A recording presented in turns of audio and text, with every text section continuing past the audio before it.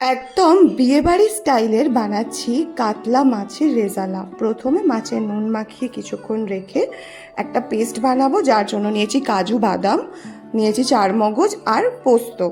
এরপরে মাছটাকে ভালো করে ভেজে নেবো। আরেকটা পেস্ট বানাবো পেঁয়াজ আদা রসুনের, একটু ফুটিয়ে সেদ্ধ করে ওই তেলেই, মাছ ভাজার তেলেই কিছু গোটা গরম মশলা দিয়ে প্রথমে পেঁয়াজটা ভালো করে কষিয়ে নেবো।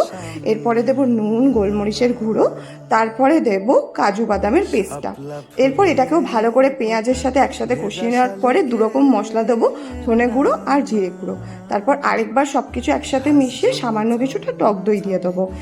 এরপরে এটাকে নাড়াচাড়া করে যতটা পরিমাণ গ্রেভি আমরা রাখবো সেইটুখানি জল দিয়ে ওপর থেকে চিনি দিয়ে ফুটে এলে মাছটা দিয়ে দেবো।